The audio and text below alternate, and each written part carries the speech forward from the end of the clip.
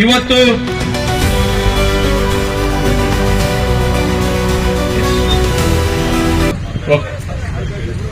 ಒಂದು ನಮ್ಮ ಅಧ್ಯಕ್ಷರು ಹೇಳಿದಾಗೆ 2 ಎಕರೆ ಇಲ್ಲಿ ಇದೆ ಅಂತ ತಹಸೀಲ್ದಾರ್ ಹೇಳಿದಾರಂತೆ. ಅವ್ರನ್ನು ಕೂಡ ಮಾತನಾಡಿ ಸ್ಮಶಾನಕ್ಕೆ ಅನುಕೂಲ ಆಗೋ ನಿಟ್ಟಿನಲ್ಲಿ ಆ ವ್ಯವಸ್ಥೆಯನ್ನು ನಾವು ಮಾಡುವಂತದ್ದು ಮಾಡೋಣ.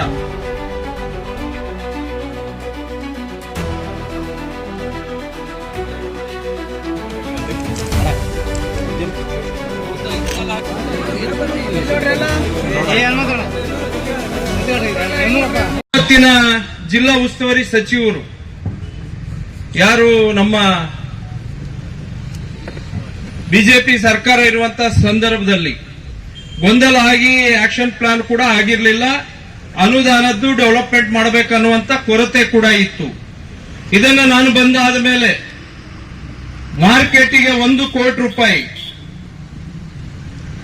ನಂತರ 4 ಕೋಟಿ ಕಟ್ಟಡ ನಿರ್ಮಾಣ ಮಾಡಲಿಕ್ಕೆ, 2 ಕೋಟಿ ರೂಪಾಯಿ ಮರಿಯಮ್ಮನಹಳ್ಳಿ ಕಟ್ಟಡಕ್ಕೆ, ಲೈಬ್ರರಿಗೆ 10 ಲಕ್ಷ ರೂಪಾಯಿ, ಇಷ್ಟು ಅನುದಾನವನ್ನು ನಾವು ಕೊಟ್ಟಿರುವಂತದ್ದು ನಿಮಗೆ ಗೊತ್ತಿರಲಿ. ಜೊತೆಗೆ ಇವತ್ತು ಇಡೀ ವಿಧಾನಸಭಾ ಕ್ಷೇತ್ರ ವ್ಯಾಪ್ತಿನಲ್ಲಿ ಈಗ ನಾನು ಎಲ್ಲವುದನ್ನು ಮರಿಯಮ್ಮನಹಳ್ಳಿ 1ನೇ ವಾರ್ಡಿಂದ 18 ವಾರ್ಡಿಗೆ ಅನುದಾನವನ್ನು ಕೊಟ್ಟಿದ್ದೇನೆ. ಕೊಟ್ಟರು 1 ರಿಂದ 20 ವಾರ್ಡ್ ವರೆಗೆ 2-3 ಕೋಟಿ ಹಣವನ್ನು ಕೊಟ್ಟಿದ್ದೆವು. ಇಲ್ಲಿ ಕೆಲವು ಬೇಡಿಕೆಯನ್ನು ಕೂಡ ನಮ್ಮ ಕಟಾರಿ ಅವರು, ದೀಪಕ್ ಅವರು, ಮತ್ತೆ ಈ ಭಾಗದ ನಮ್ಮ ಮಂಗಳವರು, ಮತ್ತೆ ಕೃಷ್ಣಮೂರ್ತಿ ಅವರು, ಎಲ್ಲರೂ ವಿಜಯಕುಮಾರ್ ಅವರು ಎಲ್ಲರೂ ಕೇಳಿದ್ರಿ. ಇಲ್ಲಿ ನಮಗೆ ಸ್ಮಶಾನದ್ದು ಪ್ರಾಬ್ಲಮ್ ಇದೆ, ಸಮುದಾಯ ಭವನದ್ದು ತೊಂದರೆ ಇದೆ ಅನ್ನುವಂತ ಮಾತನ್ನು ಕೂಡ ಹೇಳಿದ್ರಿ. ಇದನ್ನು ಕೂಡ ಇದೇ ವರ್ಷ ಜೂನ್ ಜುಲೈ ತಿಂಗಳಿಗೆ ಅನುದಾನವನ್ನು ಕೊಡುವಂತದ್ದು ಮಾಡ್ತೇವೆ. ಎಲ್ಲ ವಾರ್ಡಿಗೆ ಅನುದಾನ ಕೊಡುವಂತದ್ದು ಕೂಡ ಮಾಡ್ತೇವೆ. 1 ವಾರ್ಡಿಗೆ ಕನಿಷ್ಠ ಅಂತ ಹೇಳಿದ್ರೆ 2.5-3 ಕೋಟಿ 4 ಕೋಟಿವರೆಗೆ ಅನುದಾನ ಕೊಡುವಂತ ವ್ಯವಸ್ಥೆಯನ್ನು ಮಾಡ್ತೇವೆ. ಯಾಕಂತ ಹೇಳಿದ್ರೆ ಹಗರಿ ಬೊಮ್ಮನಹಳ್ಳಿಯಲ್ಲಿ ಕೆಲವು ವಾರ್ಡಿಗೆ ನಾವು ಈಗಾಗಲೇ ಕೊಟ್ಟಿದ್ದೆವು. ಏಕಕಾಲಕ್ಕೆ ಎಲ್ಲಾ ವಾರ್ಡಿಗೆ ಅನುದಾನ ಕೊಡುವಂತ ವ್ಯವಸ್ಥೆಯನ್ನ ಇವತ್ತು ಯಾವುದೇ ತಾರತಮ್ಯಗಳನ್ನು ಮಾಡುವುದಿಲ್ಲ. ಯಾರು ಅನ್ಯತ ಕೂಡ ಭಾವಿಸಬೇಡಿ. ನಾನೇನ್ ಹೇಳ್ತೀನಿ ಅಂತ ಹೇಳಿದ್ರೆ, ಕೊಟ್ರೆ ಎಲ್ಲ ವಾರ್ಡಿಗೆ ಏಕಕಾಲಕ್ಕೆ ಅನುದಾನವನ್ನು ಕೊಡುವಂತದ್ದು ಆಗ್ಬೇಕು. ಇಲ್ಲಂದ್ರೆ ಏನಾಗುತ್ತೆ, ಆ ಕಡೆ ಕೊಟ್ಟರು ಈ ಕಡೆ ಕೊಟ್ಟಿಲ್ಲ. ಹಂಗಾಗಿ ಮರಿಯಮ್ಮನಹಳ್ಳಿ 1 ರಿಂದ 18 ವಾರ್ಡು ಅನುದಾನ ಕೊಟ್ಟಿದ್ದೆವು. ಕೊಟ್ಟರು 1 ರಿಂದ 20 ವಾರ್ಡಿಗೂ ಅನುದಾನ ಕೊಟ್ಟಿದ್ದೇವೆ. ನಾಳೆ 14ನೇ ತಾರೀಕು ಎಲ್ಲಾ ವಾರ್ಡು ಭೂಮಿ ಪೂಜೆ ಕಾಮಗಾರಿ ಪ್ರಾರಂಭ ಮಾಡುವಂತದ್ದು ಕೂಡ. ಹಾಗೆ ಈ ಭಾಗದ ರಸ್ತೆಗಳು ತುಂಬಾ ಕೆಟ್ಟಿದವು. ಇವತ್ತು ಹಗರಿಬೊಮ್ಮನಹಳ್ಳಿ ವಾಲ್ಮೀಕಿ ಸರ್ಕಲ್ ಇಂದ ಮಗಿಮಾವನಹಳ್ಳಿಗೆ ಹೋಗ್ತಾ ರಸ್ತೆ 8 ಕೋಟಿ ಅನುದಾನವನ್ನು ಕೂಡ ನಾವು ಇಟ್ಟಿದ್ದೆವು. ಅದರಲ್ಲಿ ಈಗ 2 ಕೋಟಿ ರೂಪಾಯಿ ಅನುದಾನದ್ದು ಈಗ ಪ್ರಾರಂಭ ಮಾಡ್ತಾ ಇದ್ದೀವಿ. ಅದು ಉಳುಕಿದ್ದು ಆಕ್ಷನ್ ಪ್ಲಾನ್ ಅಪ್ರೂವಲ್ ಆಗಿ ಬರಬೇಕಾಗಿರುವಂತದ್ದು. ಜೊತೆಗೇನು ಕೆಲವು ರಸ್ತೆಗಳನ್ನು ಕೂಡ ನಾವು ಹಾಕೊಂಡಿದ್ದೀವಿ. ನಿಮಗೆ ಗೊತ್ತಿದೆ, ಸರ್ಕಾರದಲ್ಲಿ ಅನುದಾನದ ಕೊರತೆ ಇದೆ ಅನ್ನುವಂಥದ್ದು. ಕೆಎಂಇಆರ್ಸಿ ಮತ್ತು ಡಿಎಂಎಫ್ ಮತ್ತು ಕೆಕೆಆರ್ಡಿಬಿನಲ್ಲಿ ನಾವು ಯೋಜನೆಗಳನ್ನ ಕೈಗೆತ್ತಿಕೊಳ್ತಾ ಇದ್ದೀವಿ. ಅದು ಕೆಕೆಆರ್ಡಿಬಿನಲ್ಲಿ ಕೂಡ ನಿಮಗೆ ತಿಳಿದಿರಲಿ, 5,000 ಕೋಟಿ ಅಂದ್ರೆ 5,000 ಕೋಟಿನೂ ಕೊಡ್ತಾ ಇಲ್ಲ. ಅದು ಪೇಪರ್ನಲ್ಲಿ ಅಷ್ಟೇ. ಅದರಲ್ಲಿ ಕೆಲವು 2,000 ಕೋಟಿ ಕೋಟಗಳು ಮಾಡ್ಕೊಂಡ್ಬಿಟ್ಟಿದ್ದಾರೆ. ಅವ್ರಿಗೆ ತಿಳಿದಂಗೆ ಬೇರೆ ಬೇರೆ ಇಲಾಖೆಗೆ ಹಂಚುವಂತ ಕಾರ್ಯ ಆಗಿದೆ. ಅದು ನಾರ್ಮ್ಸ್ ಅನ್ನ ಗಾಳಿಗೆ ತೂರು ಬಿಟ್ಟಿದ್ದಾರೆ. ಕಾನೂನು ಕಾಯ್ದೆ ಒಟ್ಟಿಗೆ ಏನಂತ ಹೇಳಿದ್ರೆ ಎಲ್ಲ ಗಾಳಿಗೆ ತೂರು ಬಿಟ್ಟಿದ್ದಾರೆ. ನಾನು ಅದನ್ನೇ ಕೇಳಿದೆ ಅಸೆಂಬ್ಲಿಯಲ್ಲಿ. ಯಾವುದೇ ಕಲ್ಯಾಣ ಕರ್ನಾಟಕ ಸಮಿತಿ ಈ ಹಿಂದೆ ಹೈದರಾಬಾದ್ ಕರ್ನಾಟಕ ಇತ್ತು. ಅವಾಗೆಲ್ಲ ಯಾವುದೇ ರಾಜಕೀಯ ಪಕ್ಷಗಳು ಇದ್ರೆ ಆ ಸಮಿತಿನಲ್ಲಿ ಎಲ್ಲಾ ಪಕ್ಷದ ಸದಸ್ಯರು ಅದಕ್ಕೆ ಸದಸ್ಯರಾಗಿ ಇರ್ತಾರೆ. ಹಾಗಿಲ್ಲ. ಈಗ 3 ವರ್ಷ ನಾವು 3 ವರ್ಷ ನಾವು ದಾಪುಗಾಲಿಟ್ಟಿದ್ದೇವೆ. ಈಗ ಒಂದು ಪಾರ್ಟಿಯಿಂದ ಇಟ್ಕೊಂಡ್ಬಿಟ್ಟು ಅದು ತೊಂದರೆ ಆಗಿರುವಂತ ವಿಚಾರಕ್ಕೆ ನಾನು ಕೇಳಿದ್ದೀನಿ ಮೊನ್ನೆ ಬೆಳಗಾವಿ ಅಧಿವೇಶನದಲ್ಲಿ. ಅದನ್ನ ನಮ್ಮ ಕಾನೂನು ಸಚಿವರು ಹಿಂಗೆಲ್ಲ ಆಗ್ಬಾರ್ದಲ್ಲ, ಇದು ತಗೊಳ್ಬೇಕಾಗಿತ್ತು, ಯಾಕೆ ತಗೊಂಡಿಲ್ಲ ಅಂತ ಅಧ್ಯಕ್ಷರಿಗೆ ಏನೋ ಮಾತಾಡ್ತಾ ಇದ್ರು. ಯಾಕೆ ಹೇಳ್ತೀನಿ ಅಂತ ಹೇಳಿದ್ರೆ, ಕೋಟಗಳು ಕಾನೂನಲ್ಲಿ ಕೋಟಗಳು ಮಾಡ್ಲಿಕ್ಕೆ ಇಲ್ಲ. ಅವ್ರಿಗೆ ತಿಳಿದಂತ ಬೇರೆ ಇಲಾಖೆಗಳನ್ನು ನಡೆಸ್ಕೊಳ್ಳಿಕ್ಕೆ ಕೋಟಗಳನ್ನು ಮಾಡ್ಕೊಂಡಿರುವಂತದ್ದು ಇದು ತಪ್ಪು. ಅದನ್ನು ಕೂಡ ನಾನು ಕ್ವಶನ್ ಮಾಡಿದ್ದೀನಿ ಅಸೆಂಬ್ಲಿ ಒಳಗೆ, ನೀವು ಗಮನಿಸಬಹುದು. ನಂದು ವಿಡಿಯೋ ಕ್ಲಿಪ್ಪಿಂಗ್ ನೀವು ತೆಗೆದು ನೋಡಬಹುದು ಅದನ್ನು. ಅದಕ್ಕೋಸ್ಕರ ಸ್ವಲ್ಪ ನಮಗೆ ರಾಜ್ಯದಿಂದ ಅನುದಾನದ ಕೊರತೆ ಕೂಡ ಇದೆ. ರಸ್ತೆಗಳು ಇವತ್ತೆಲ್ಲ ತುಂಬಾ ಕೆಟ್ಟಬಿಟ್ಟಿದೆ. ಈಗ ನಾವು ಕೊಡುವಂತದ್ದು ಕೆಲವು ರಸ್ತೆಗಳು, ಜಡ್ಪಿ ರಸ್ತೆಗಳು ಸುಮಾರು 40-50 ಕೋಟಿ ವೆಚ್ಚದಲ್ಲಿ ಕೆಎಂಇಆರ್ಸಿ ನಲ್ಲಿ ಡಿಪಿಆರ್ ಆಗಿದೆ. ಅತಿ ಶೀಘ್ರದಲ್ಲಿ ಅದನ್ನ ಟೆಂಡರ್ ಕರೆದು ಆ ಕಾಮಗಾರಿ ಪ್ರಾರಂಭ ಮಾಡುವಂತದ್ದು ಕೂಡ ನಾವು ಮಾಡ್ತೇವೆ. ಮತ್ತೆ ಮರೆಮನಹಳ್ಳಿ ಭಾಗದಲ್ಲಿ ಪಿಡಬ್ಲ್ಯೂಡಿಗೆ ಸುಮಾರು ರಸ್ತೆಗಳು ಹಾಳಾಗಿದ್ದವು. ಇಡೀ ಜಿಲ್ಲೆಯಲ್ಲಿ ಹಾಳಾಗಿದೆ. ಇವತ್ತು ಹಡಗಲಿ ಇರ್ಬೋದು, ನಮ್ಮಲ್ಲಿ ಇರ್ಬೋದು, ಕೂಡ್ಲಿಗೆ ಇರ್ಬೋದು, ಹೊಸಪೇಟೆ ಇರ್ಬೋದು, ಹರಪನಹಳ್ಳಿ ಇರ್ಬೋದು, ಎಲ್ಲ ಕಡೆ ಇದಾಗಿದೆ. ಸುಮಾರು ಅದು ಒಂದು ಕೆಎಂಇಆರ್ಸಿ ನಲ್ಲಿ 400-500 ಕೋಟಿ ರೂಪಾಯಿ ರಸ್ತೆಗಳಿಗೆ. ನಮಗೆ ಸುಮಾರು ಅದರಲ್ಲಿ ಒಂದು 180-200 ಕೋಟಿ ರೂಪಾಯಿ ಮರೆಮನಹಳ್ಳಿ ಭಾಗದ ರಸ್ತೆಗಳನ್ನ ಕೈಗೆ ಎತ್ಕೊಳ್ಳುವಂತದ್ದು ಪಿಡಬ್ಲ್ಯೂಡಿನಲ್ಲಿ ಮಾಡ್ತಾ ಇದ್ದೀವಿ. ಈ ಕೆಲವೊಂದು ರಾಜ್ಯ ಸರ್ಕಾರದಿಂದನೇ ಮತ್ತೆ ಕೆಲವೊಂದು ಬರಬೇಕು. ಕೆಎಂಇಆರ್ಸಿ ನಾರ್ಮ್ಸ್ ಏನಿರುತ್ತೆ ಆ ವ್ಯಾಪ್ತಿಗಷ್ಟೇ ನಾವು 10 ಕಿಲೋಮೀಟರ್ 15 ಕಿಲೋಮೀಟರ್ ಮ್ಯಾಪಿಂಗ್ ಆಗಿರತ್ತೆ. ಹಂಗಾಗಿ ಅವು ಅಲ್ಲೇ ತಗೊಳ್ಳಿಕ್ ಬರುತ್ತೆ. ಮತ್ತೆ ಕೆಲವು ಕಟ್ಟಡಗಳನ್ನು ಕೂಡ ನಾವು ಹಮ್ಮಿಕೊಂಡಿದೀವಿ, ಅದನ್ನು ಬರುವಂತದ್ದು. ಮತ್ತೆ ಪಟ್ಟಣದಲ್ಲಿ ಮನೆಗಳು ಆಗ್ಬೇಕು, ಮನೆಗಳದ್ದು ಕೂಡ ಕೊರತೆ ಇದೆ. 4,79,000 ಮನೆಗಳನ್ನು ಮಾಡಿದೀವಿ ಅಂತ ಹೇಳಿದ್ರು ರಾಜ್ಯ ಸರ್ಕಾರದಿಂದ.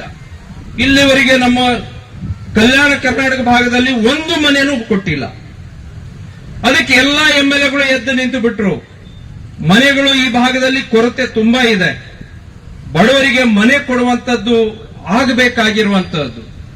ಸ್ವಾಮಿ, ನೀವು 4,79,000 ಮನೆ ಎಲ್ಲಿ ಆಗಿದೆ ಅಂತ ಹೇಳಿದ್ರೆ ಪಾಪ ಮಾನ್ಯ ಮುಖ್ಯಮಂತ್ರಿಗಳಿಂದ ಸುಳ್ಳು ಮಾಹಿತಿಯನ್ನು ಓದಿಸ್ಬಿಟ್ಟು ಅಂದಿನ ಶಾಸಕರಾದ ಭೀಮನಾಯಕ್ ಅವರ ಇಚ್ಛಾಶಕ್ತಿ ಮೇರೆಗೆ ಫೇಸ್ 4 ನಲ್ಲಿ 4 ಕೋಟಿ ಚಿಲ್ಲರ ಪುರಸಭೆ ಕಟ್ಟಡ ಮತ್ತು ತರಕಾರಿ ಮಾರುಕಟ್ಟೆಗೆ 1 ಕೋಟಿ ಅನುದಾನ 2023ನೇ ಸಾಲಿನಲ್ಲಿ ಬಂದಿತ್ತು. ಚುನಾವಣೆ ನೀತಿ ಸಂಹಿತೆ ಜಾರಿಯಾಗಿರುವುದರಿಂದ ಆಗಿನ ಕೆಲಸ ಆಗಲಿಲ್ಲ. ಈಗ ಆಗ್ತಾ ಇದೆ, ಸ್ವಲ್ಪ ವಿಳಂಬವಾಗಿದೆ ಅಷ್ಟೇ. ಯಾಕಂದ್ರೆ ಅಗ್ನಿಬೊಮ್ಮನಹಳ್ಳಿ ಜನತೆಗೆ ಶಾಸಕರು, ಪುರಸಭೆ ಆಡಳಿತ ಮಂಡಳಿ ಎರಡೂ ಒಂದು ಕೊಂಡಿ ಇದ್ದಂಗೆ.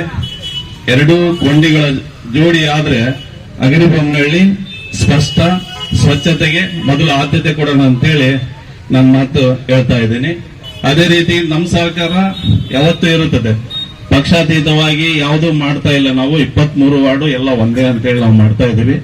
ಆದಷ್ಟು ಬೇಗನೆ ನಮ್ಮ ಎಲ್ಲಾ ವಾರ್ಡುಗಳಿಗೆ ಅನುದಾನವನ್ನು ಕೊಡ್ರಿ ಅಂತೇಳಿ ನಾನು ಶಾಸಕರಲ್ಲಿ ಮನವಿ ಮಾಡ್ತಾ, ಅದೇ ರೀತಿ ಅಗ್ರಿಬೊಮ್ಮನಹಳ್ಳಿ ಫಸ್ಟ್ ಎಂಟ್ರೆನ್ಸ್ಗೆ ಒಂದು ದ್ವಾರ ಬಾಗಿಲು ಏನಂತಾರಲ್ಲ, ದ್ವಾರ ಗೋಡೆ, ಆಮೇಲೆ ಮಂಡಕ್ಕಿ ಬಟ್ಟಿ ಸರ್ಕಲ್ ಅಲ್ಲಿ ಒಂದು ಕ್ಲಾಕ್ ಟವರ್, ಈ ತಮ್ಮನಹಳ್ಳಿ ಸರ್ಕಲ್ ಅಲ್ಲಿ ಒಂದು ಕ್ಲಾಕ್ ಟವರ್ ಹಾಕ್ಬೇಕಂತೇಳಿ ನಾನು ಮನವಿ ಮಾಡ್ತಾ ಈ ಸಭೆಗೆ ನಾನು ಕರೆದದಕ್ಕೆ ಧನ್ಯವಾದಗಳನ್ನು ತಿಳಿಸ್ತಾ ಎಲ್ಲರಿಗೂ ಧನ್ಯವಾದ ಹೇಳ್ತಾ ಇದ್ದೀನಿ. ಈ ಒಂದು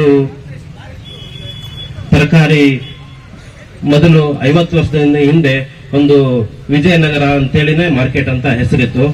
ಆ ವಿಜಯನಗರ ವೈಭವ ಹೇಗಾಯ್ತು ಅದನ್ನ ಮಾರ್ಕೆಟ್ ಹಂಗೆ ನಡೀತಾ ಇತ್ತು. ಇದನ್ನು ಕಣ್ಣಾರೆ ಕಂಡವರು ಇಲ್ಲಿ ಬಹಳ ಮಂದಿನೂ ಇದ್ದಾರೆ. ಕಾರಣಾಂತರಗಳಿಂದ ಇದು ಸ್ವಲ್ಪ ಆ ಕಡೆಗೆ ಶಿಫ್ಟ್ ಆಗಿರೋದ್ರಿಂದ ಇಲ್ಲಿ ಕುರಿ ಮತ್ತು ದನದ ಸಂತೆ ನಡೀತಾ ಇದೆ. ಹಾಗೇನೆ ಈಗ ಆ ಕಡೆಯವರಲ್ಲಿ ಇಲ್ಲಾಗ್ಲಿ ಎಲ್ಲರೂ ನಾವು ತಿಂತಕ್ಕಂತ ಒಂದು ಪದಾರ್ಥವನ್ನು ಕೆಳಗಡೆ ಇಟ್ಟು ತಿಂತಾ ಇದೀವಿ. ಅಂದ್ರೆ ಅದು ನಮಗೆ ಯೋಗ್ಯ ಅಲ್ಲ ಅಂತ ನನಗೆ ಅನಿಸುತ್ತೆ. ಅಂದ್ರೆ ನಾವು ಖಾಲಿ ಹಾಕೋ ಚಪ್ಪಲ ಶೋರೂಮ್ ನಲ್ಲಿ ತೊಗೊಂತಾ ಇದೀವಿ. ಆದ್ರೆ ತಿನ್ನ ಅನ್ನವನ್ನು ಕೆಳಗಿಂದ ತೊಂತ ಇದೆ. ಅಂದ್ರೆ ನಮಗೆ ಅದ್ರ ಬಗ್ಗೆ ಅರಿವೇ ಇಲ್ಲ ಅನ್ನಿಸ್ತದೆ. ಅಂದ್ರೆ ಬಂದಿರ್ತಕ್ಕಂತ ಒಂದು ಅನುದಾನವನ್ನು ಸರಿಯಾಗಿ ನಾವು ಇಷ್ಟೊತ್ತಿಗೆ ಆಗೋಬೇಕಾಗಿತ್ತು ಮಾರ್ಕೆಟ್ ವ್ಯವಸ್ಥೆ. ಆದ್ರೆ ಕಾರಣಾಂತರಗಳಿಂದ ಇದು ಆಗಿಲ್ಲ. ಆದ್ರೆ ಈಗ ಈ ದಿನ ಒಂದು ಒಳ್ಳೆ ದಿನನ ನಾನು ಅನ್ಕೊಂತೇನೆ. ಯಾಕಂದ್ರೆ ಇದು ನನ್ನ ಒಂದು ಪೀರಿಯಡ್ನಲ್ಲಿ ಆಗಿದ್ದು, ಹಾಗೂ ನನಗೂ ಖುಷಿ. ಹಾಗಾದ್ರೆ ಇಲ್ಲಿ ಒಂದು ಜನತೆ ನನಗೇನು ಆರಿಸಿ ಕಳಿಸಿದ್ದಕ್ಕೂ ಅವರಿಗೂ ಒಂದು ಒಳ್ಳೆ ಕೆಲಸ ಆಗಿದೆ ಅಂತ ನಾನು ಹೇಳಲಿಕ್ಕೆ ಇಷ್ಟಪಡ್ತೀನಿ. ಹಾಗೇನೆ ನಮ್ಮ ಸಾರ್ವಜನಿಕ ರುದ್ರಭೂಮಿ ಬಗ್ಗೆ ನಾನು ಮೊದಲಿಂದಲೂ ತಾಲೂಕು ಆಫೀಸ್ಗೆ ಆಗಲಿ ಎಲ್ಲರಿಗೆ ಹೇಳ್ಕೊಂತ ಬಂದಿದ್ದೀನಿ. ಆದ್ರೆ ಬಹಳ ನಿರ್ಲಕ್ಷ್ಯ ಆಗ್ತಾ ಇದೆ. ಹೇಗಾಗ್ತಾ ಇದೆ ಗೊತ್ತಿಲ್ಲ.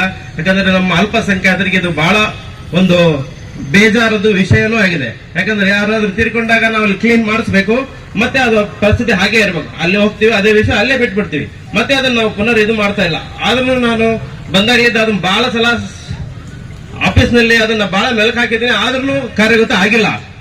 ಆದ್ರೆ ಇವತ್ತು ನಾನು ಈ ಒಂದು ಕಾರ್ಯಕ್ರಮಕ್ಕೆ ಎಲ್ಲರನ್ನು ಕರೆದಾಗ, ಹಣ ಇದು ಆಯ್ತು, ಒಳ್ಳೇದಾಯ್ತು, ನೀವು ಆದಷ್ಟು ಇನ್ನೂ ಒಂದು ಸ್ಮಶಾನದೊಂದು ಕೆಲಸ ಮಾಡಿ ಅಂತೇಳಿ ಎಲ್ಲರೂ ನನಗೆ ಬೇಡಿಕೆಯನ್ನು ಇಟ್ಟಿದ್ದರು. ಆಯ್ತು, ನಾನು ಶಾಸಕರು ಬರ್ತಾರೆ, ಅವ್ರಿಗೆಲ್ಲರೂ ಸೇರಿ ನಾವು ಒಂದು ಬೇಡಿಕೆಯನ್ನು ಇಡೋಣ. ಶಾಸಕರು ಅದನ್ನ ಹೆಚ್ಚಿನ ಒಂದು ಅಧ್ಯಕ್ಷರು ಮತ್ತೆ ಶಾಸಕರು ಅದನ್ನ ಹೆಚ್ಚಾಗಿ ಗಮನಕ್ಕೆ ತಗೊಂಡು ಆದಷ್ಟು ಜಲ್ದಿ ಮಾಡಿಕೊಡ್ಬೇಕಾಗಿ ವಿನಂತಿ. ಹಾಗೇನೆ ಒಂದು ಇದು ಇಲ್ಲಿ ಇರ್ತಕ್ಕಂಥ ಏನು ತರಕಾರಿ ಮಾರ್ತಕ್ಕಂಥವ್ರು ಎಲ್ಲರಿಗೂ ವ್ಯವಸ್ಥೆಯಾಗಿ ಅಲ್ಲಿಯನ್ನ ಶಿಫ್ಟ್ ಮಾಡಕ್ಕೆ ಅವಕಾಶ ಮಾಡಿಕೊಟ್ರು. ಹಾಗಾಗಿ ಅವತ್ತಿನಿಂದ ಇಲ್ಲಿಯ ಈ ವ್ಯವಸ್ಥೆ ಏನಿದೆ ಅದು ಸ್ವಲ್ಪ ಮಟ್ಟಿಗೆ ಕುಂದುತ್ತಾ ಬಂದಿತ್ತು. ಆದರೆ ಪ್ರತಿ ವರ್ಷನೂ ಕೂಡ ಇಲ್ಲಿ ದನ ಸಂತೆ ಇರ್ಬೋದು, ಕುರಿ ಸಂತೆ ಇರ್ಬೋದು, ಅನೇಕ ಕಾರ್ಯಕ್ರಮಗಳನ್ನು ನಮ್ಮ ಈ ಭಾಗದಲ್ಲಿ ದೊಡ್ಡ ಮಟ್ಟದ ಸಂತೆ ಅಂದ್ರೆ ಇದು ಒಂದೇನೆ. ನಿಮಗೆ ಗೊತ್ತಿರುವ ಹಾಗೆ ನಮ್ಮ ಹಿಂದಿನ ಈಗಿನ ನಾವು 74-75 ವರ್ಷದ ಹಿಂದಿನ ತಲೆಮಾರಿನವ್ರು ಏನಿದಾರಲ್ಲ ಅವರೆಲ್ಲರೂ ಕೂಡ ಚಿಮ್ನಳ್ಳಿ ಜಾತ್ರೆ ಅಥವಾ ಸಂತೆ ಬಿಟ್ಕೊಂಡ್ರೆ ಹಗರಿಬೊಮ್ಮನಹಳ್ಳಿನೇ ಮುಖ್ಯ ಸ್ಥಾನವಾಗಿರ್ತಕ್ಕಂಥ ಒಂದು ಸಂತೆ. ಅದನ್ನ ರಾಜ್ಯದಲ್ಲಿ ಕೂಡ ಒಳ್ಳೆ ಹೆಸರು ಪಡೆದಿರ್ತಕ್ಕಂಥ ಈ ಸಂತೆಯನ್ನ ಪುನರುಜ್ಜೀವನಗೊಳಿಸಲು ನಮ್ಮ ಸನ್ಮಾನ್ಯ ನೇಮಿರಾಜ್ ನಾಯ್ಕನವರು ಈ ಒಂದು ಕಾರ್ಯಕ್ರಮವನ್ನ ಆಯೋಜಿಸಿ ಸುಮಾರು 1 ಕೋಟಿ ರೂಪಾಯಿ ವೆಚ್ಚದಲ್ಲಿ ಅದನ್ನ ಪುನರುಜ್ಜೀವನ ಮಾಡತಕ್ಕಂಥ ವ್ಯವಸ್ಥೆ ಮಾಡಿರೋದಕ್ಕೆ ನಮ್ಮ ಊರಿನ ಎಲ್ಲ ರೈತರ ಪರವಾಗಿ ಮತ್ತು ತರಕಾರಿ ವ್ಯಾಪಾರಿಗಳ ಪರವಾಗಿ ನಾವು ಅಭಿನಂದನೆಗಳನ್ನ